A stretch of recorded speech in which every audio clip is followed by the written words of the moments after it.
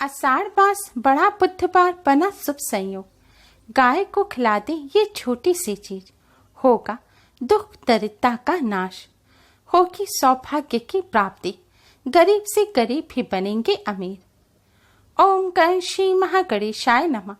राधे राधे दोस्तों, कैसे हैं आप सब। दोस्तों, हिंदू कैलेंडर का चौथा माह आषाढ़ मास होता है।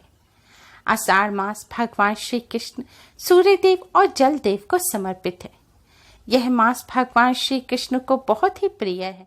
इस माह में भगवान श्री कृष्ण की पूजा करने और दान पुण्य करने का विशेष महत्व होता है। यह माह सभी मनोकामनाओं को पूर्ण करने वाला माना जाता है, इसलिए इसे मनोकामना पूर्ति मास भी कहा जाता है। यह मास जीवन में सकारात्मकता लेकर आता है। आषाढ़ मास में खड़ाऊ, छाता, नमक तथा आंवले का दान करना बहुत ही शुभ माना जाता है। दोस्तों, आषाढ़ मास के बुधवार का विशेष महत्व होता है। जैसा कि हम सभी जानते हैं कि बुधवार का दिन भगवान श्री गणेश को समर्पित होता है, लेकिन ये बात बहुत कम लोग जानते हैं कि बुधवार का दिन भगवान श्री कृष्ण को भी समर्पित होता है। और आषाढ़ मास भगवान श्री कृष्ण को बेहद प्रिय है, इसलिए आषाढ़ मास के बुधवार के दिन भगवान श्री गणेश के साथ भगवान श्री कृष्ण का पूजन अवश्य ही करें।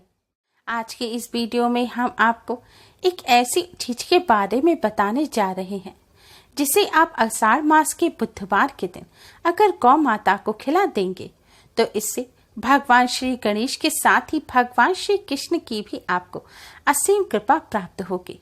भगवान श्री कृष्ण की कृपा से दुख दरिद्रता और गरीबी का नाश होगा। दरिद्रता घर का रास्ता भूल जाएगी। सकारात्मक ऊर्जा का संचार होगा। जीवन में सकारात्मक बदलाव आएंगे और परेशानियां खत्म हो जाएंगी।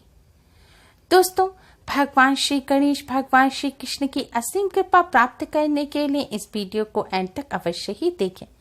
अगर आपने हमारे चैनल को अभी तक सब्सक्राइब नहीं किया है तो जल्दी से हमारे चैनल को सब्सक्राइब कर बेल आइकन को भी जरूर दबाएं, जिससे हमारी सभी नई वीडियोस की नोटिफिकेशन आपको फ्री में सबसे पहले मिल पाए। और दोस्तों, इस वीडियो को लाइक कर अपने फ्रेंड्स के साथ शेयर भी जरूर करें। तो आइए दोस्तों, जानते हैं ऐसी कौन सी चीज है जिसे आज के दिन गौ माता को खिला देने से भगवान श्री गणेश के साथ ही भगवान श्री कृष्ण की असीम कृपा प्राप्त होती है और कष्टों से छुटकारा मिलता है। दोस्तों, आज के दिन सबसे पहले स्नान करके स्वच्छ वस्त्र धारण करें। दोस्तों, आज के दिन हरे रंग के वस्त्र पहनना बहुत ही शुभ माना जाता है। हरे रंग के वस्त्र ना हो तो आप आज के दिन एक हरे रंग का रुमाल अपने पास रखें। ऐसा करने से बुध ग्रह की स्थिति भी मजबूत होती है। अब आप अपने मंदिर के सामने आसन बिछाकर बैठ जाएं। भगवान श्री गणेश को प्रणाम कर भगवान श्री कृष्ण को प्रणाम करें। भगवान जी के सामने एक शुद्ध घी का दिया जलाएं और एक सुगंधित धूपबत्ती जलाएं। अब कुमकुम से आप पहले भगवान श्री गणेश को तिलक करें, फिर भगवान श्री कृष्ण को तिलक करें।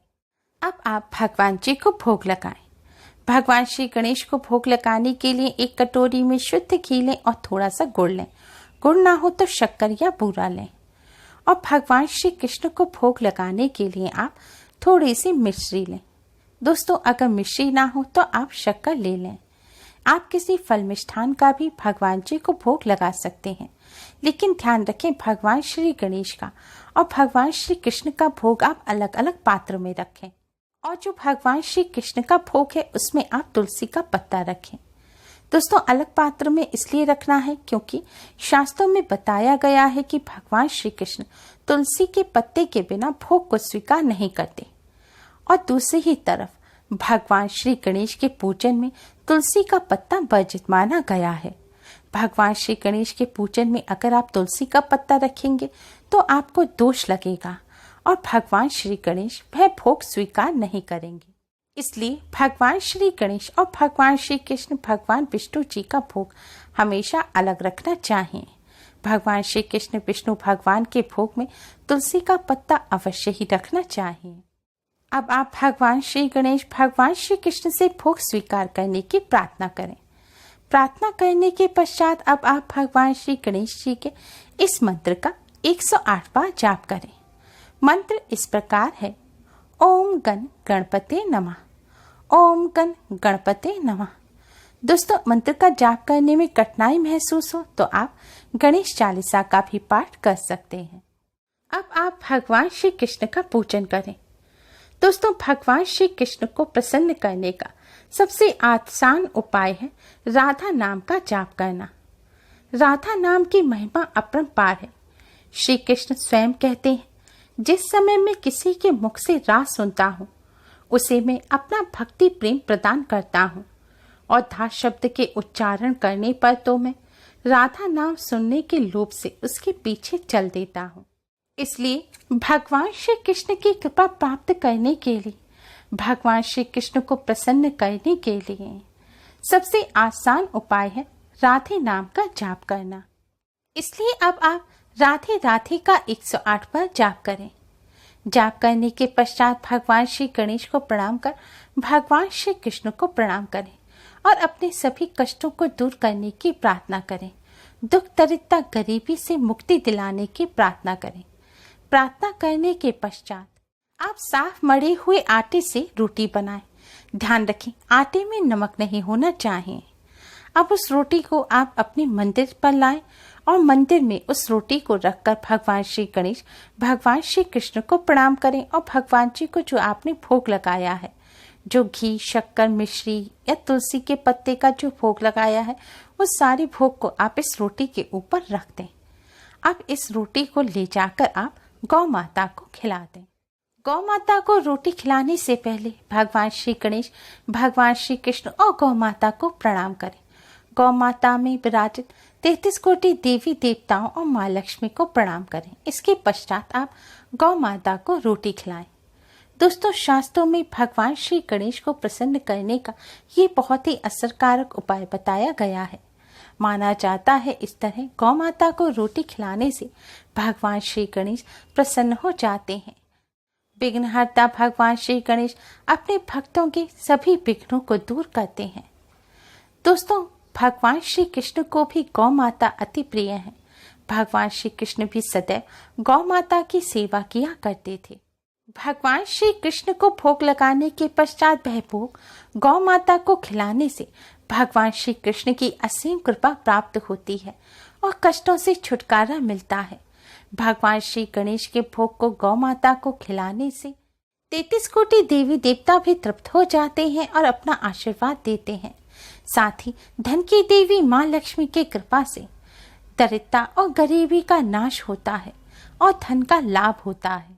भगवान जी को अर्पित किया गया यह भोग इस तरह गौ माता को खिलाने से सभी देवी देवताओं को भोग लग जाता है। शास्त्रों के अनुसार इस तरह गौ माता को भोग खिलाने से भगवान भोग को स्वीकार करते हैं।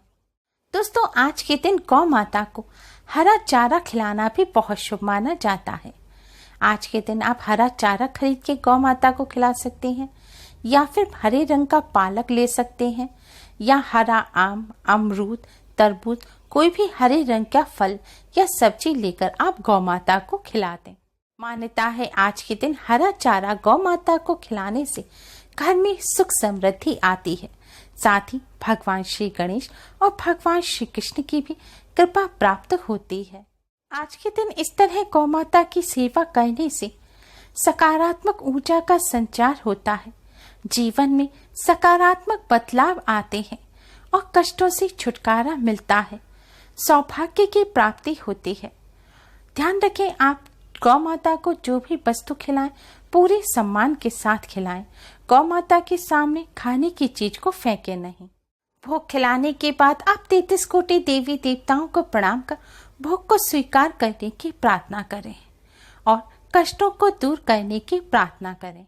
हो सके तो रोटी खिलाने के बाद गौ माता के चरणों की रज, यानी कि गौ माता ने जिस जगह पैर रखे हुए हैं उस जगह की मिट्टी लेकर उससे अपने माथे पर तिलक अवश्य ही करें। ऐसा करने से आपको सभी तीर्थों में स्नान और दान करने का पुण्य फल प्राप्त होगा।